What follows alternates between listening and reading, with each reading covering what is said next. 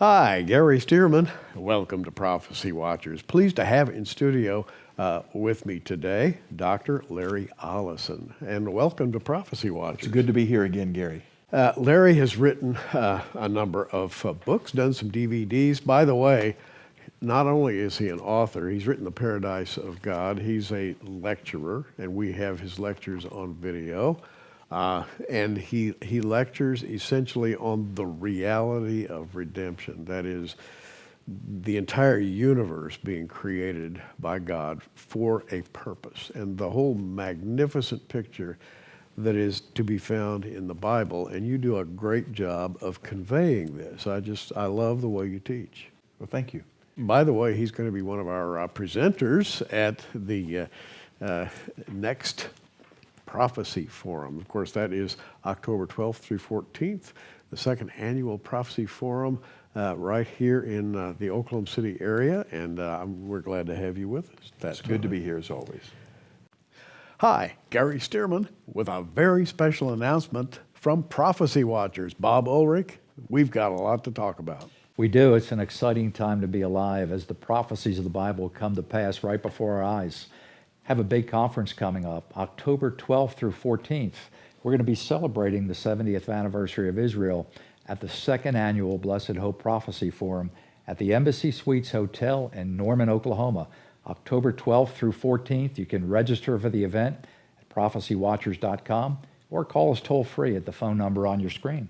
And Bob, we have the top speakers in the world of Bible prophecy. A conference like no other. 32 speakers: L.A. Marzulli, Bill Salas, Jan Markell, David Reagan, Mark Hitchcock, Terry James. The names just go on and on.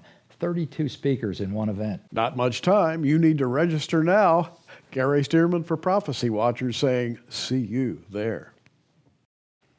Now today, just to introduce you to Larry a bit, we want to talk about a really dark event in the distant past. And I have my Bible open to Ezekiel 28. It's called the Fall of the Prince of Tyrus. He's called that the King James Bible, the Prince of Tyrus.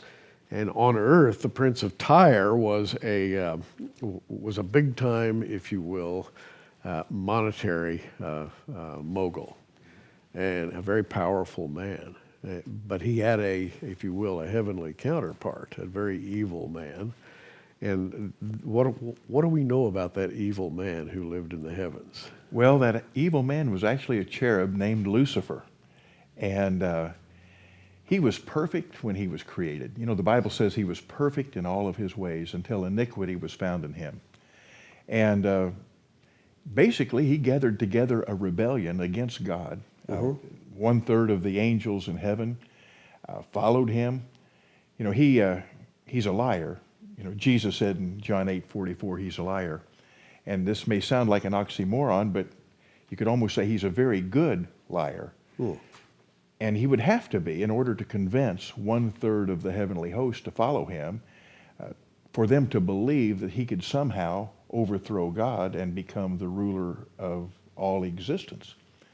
But somehow he convinced them, and either he was really smart or they were really stupid, but they all followed him and rebelled against God, and they were cast down to the earth. Now what's interesting is the Bible tells us that when they were cast down to the earth, that Lucifer was cast down before kings. And we'll just take a moment for that to soak in. Now this is before Adam and Eve. So he was cast down before kings, and the Bible says that the kings even sneered at him. So if there were kings on the earth, then there must have been kingdoms. And if there's kingdoms, then there's currency and there's borders and all the things that are involved in kingdoms. So the question that's always brought up is, who were these kings and who were these kingdoms?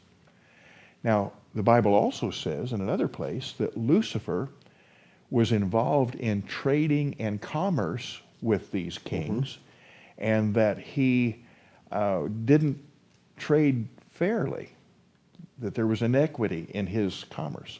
Of course, we know there was iniquity, there was sin found within him. That's the reason he rebelled, and God cast him out. So the question remains, who were these kings? Where were their kingdoms? And what does that have to do with us? Yeah, and as we look back at what Isaiah has to say about Lucifer, who had a spectacular fall, and he fell, and people watched him fall. He became kind of an exhibit of what not to do, if you will. And people watched him and said, "Can somebody so great fall like that? How can this happen?" Now you hold the position that fall took place before the creation of man. Yes, it took place before the creation of man. And I do want to say clearly that we know that this creation, this civilization that was here on the earth, was not man. It was not mankind. Because we're told very clearly in the Scriptures, and the Scriptures are the truth, they are true and truth, that Adam was the first man. So if he was the first man, there was not mankind before him.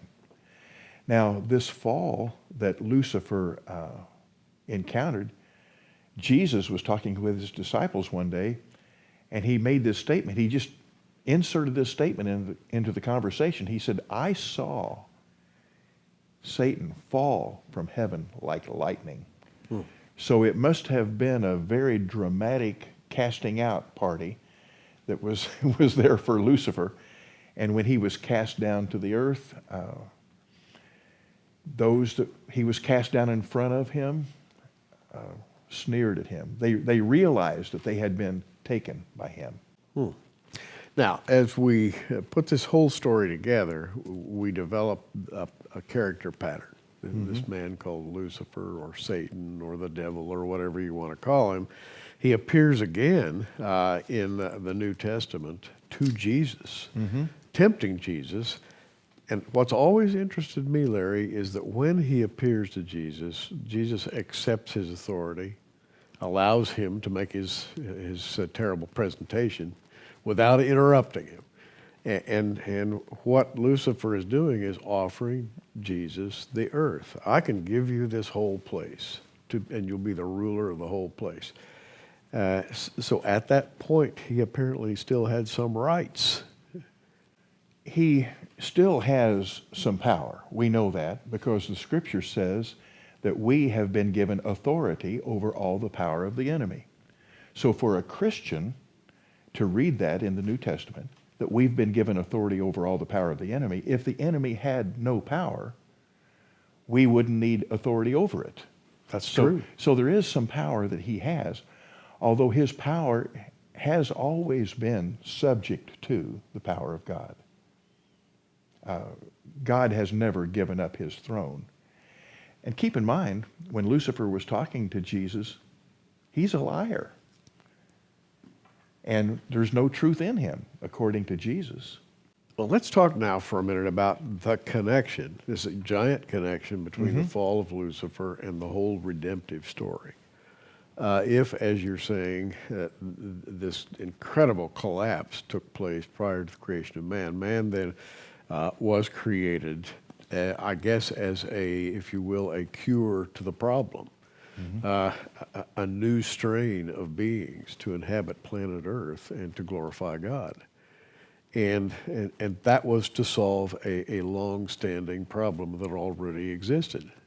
Well, the problem existed, but I think my personal belief is that God, down through the eons of time, who has an ability that Lucifer does not have, and that is to see into the eternity future. How true. He can see into the eternity future, and he had a plan for eternity future, and that plan was to create a being that he could fellowship with for all eternity, that would have a glorified body.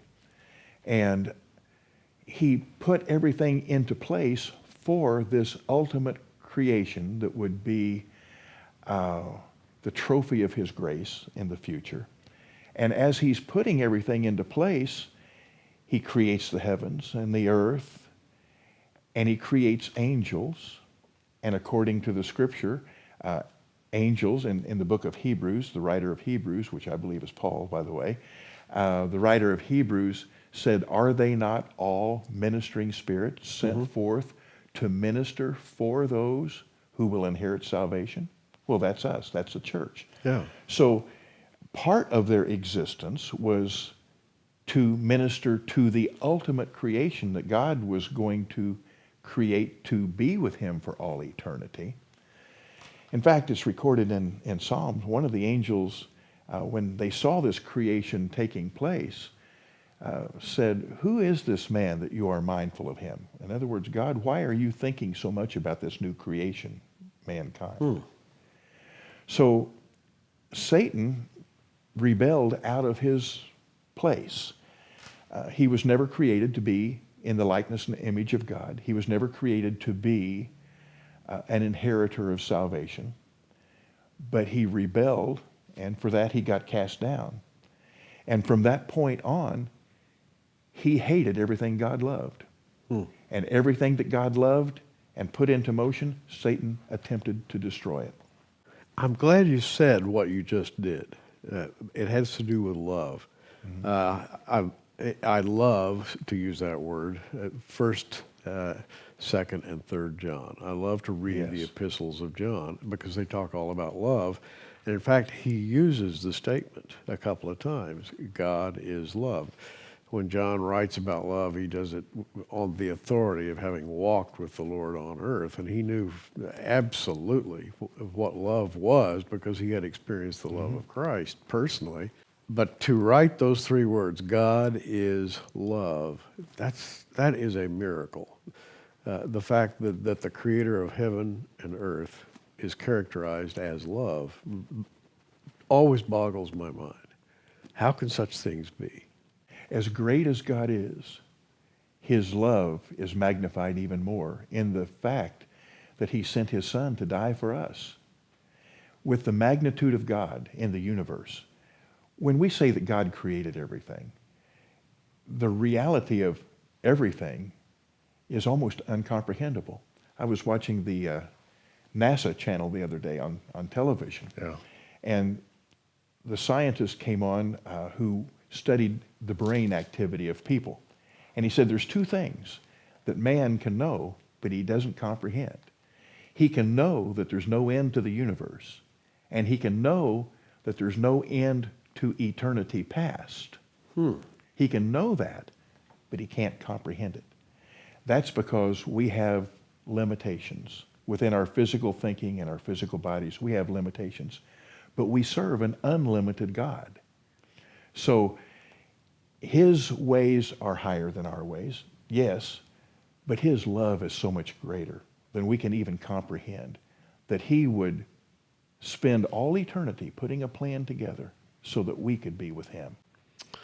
Yeah, I don't know, when I think of Einstein or Isaac Newton, the great mathematicians of the past 500 years, that have tried to figure out the universe and so forth and so on, and they almost get it figured out. And it's blackboards full of numbers, things like that you can't possibly understand. Well, I always go back to just three words: God is love. Okay, equation solved. That explains everything. Well, one of the greatest physicists of all time, who is currently living, and he's on television quite often, he's on a lot of the science channels, just recently came out with an article, and he said, it is impossible for the intricacies of this universe to be put together randomly. There has to be divine creation. And I think we just need to understand that there is an intelligence greater than ours that loves us more than we can comprehend.